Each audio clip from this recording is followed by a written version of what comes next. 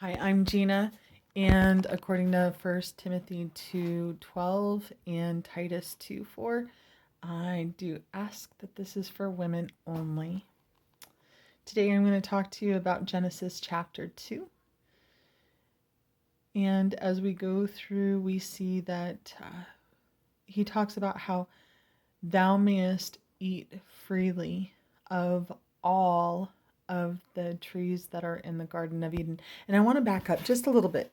So, Garden of Eden, it is literally a protected place of pleasure. That's what the Garden of Eden was. It had everything that was needed in it. It has all the food that could possibly be needed. At the time, there was no sin. So, medicine, there was probably things that you could use for medicine. For instance, there might have been orange trees that have vitamin C in it, for instance. But at that point in time, all it had, it was safe, it was protected, and it had provision. That's what God wants for us. But we'll see as we go throughout this chapter what happens when we allow sin to creep into our life and why it's so important that we guard ourselves and keep ourselves pure and holy. Fast forward we go, and he shows them the tree of knowledge. And not them, Adam, because Eve wasn't formed yet. And he shows Adam the tree of knowledge. And he says, this is the tree of knowledge. And if you eat from it, you shall surely die. So what we see in this is that the commands that God gives us, he gives those commands so that we can live and so that we can thrive. The commandments he gives in the Bible, the commands and commandments that he gives, they're two different things. He gives them not because he wants to rule over us or tell us what to do. So many people want to rebel against that. But you have to understand, he is the creator of the universe. He made all the laws of this world and of the universe. He understands them. I don't know how a clock works. All I know is that I put batteries on it and I move the little wheel and it works.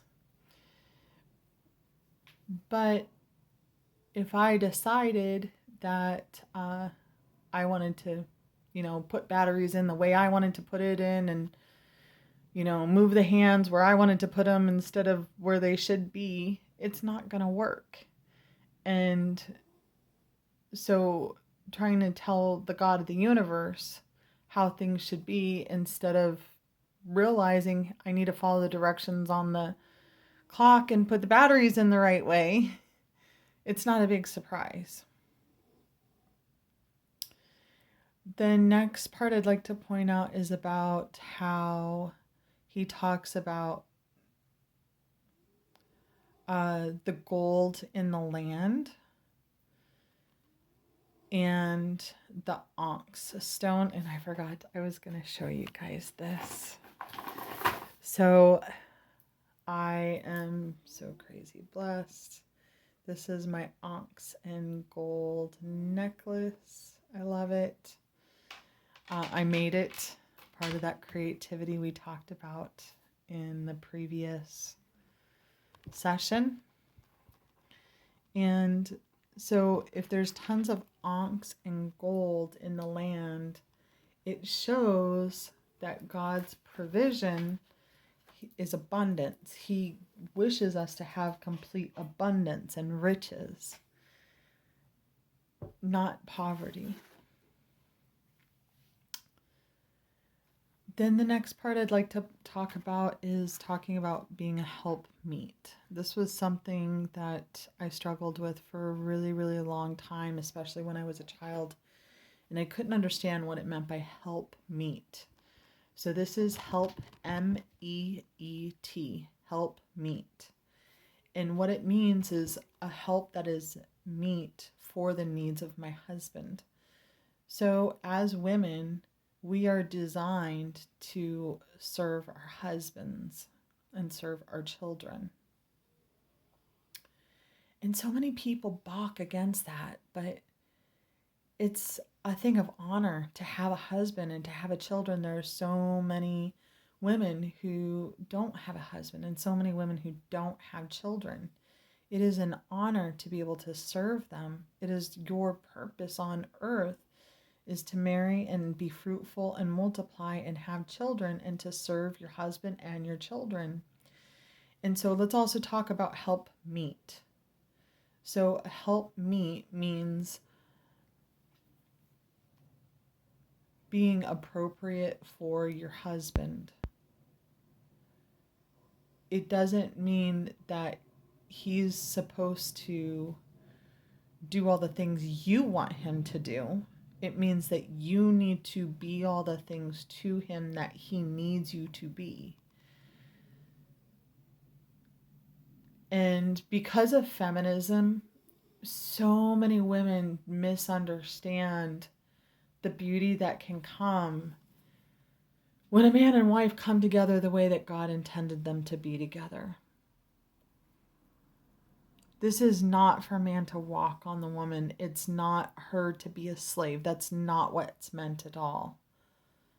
But a helpmeet is somebody who does for her husband what her husband needs, not what she thinks he needs, what he needs. And sometimes it might be difficult for you to understand that, because what we'll see in future chapters as we go throughout discussing the Bible is that men are supposed to love their wives and women are supposed to respect their husbands. He uses very specific words. So when we get into Ephesians, we'll eventually go into a lot greater detail about what that means. But that's part of what it is. Your husband doesn't need your love. You need his love, but he doesn't need your love. He needs your respect. The next thing we come to near the end of the chapter is talking about not being ashamed of nakedness. Now, when we get into Genesis 3, it's actually probably going to take me a really long time to get all the way through Genesis 3 because there's a lot in there. I mean, there's a lot in every single chapter. Does this mean you should run around without clothes on? No, sin has entered the world. We've fallen from grace.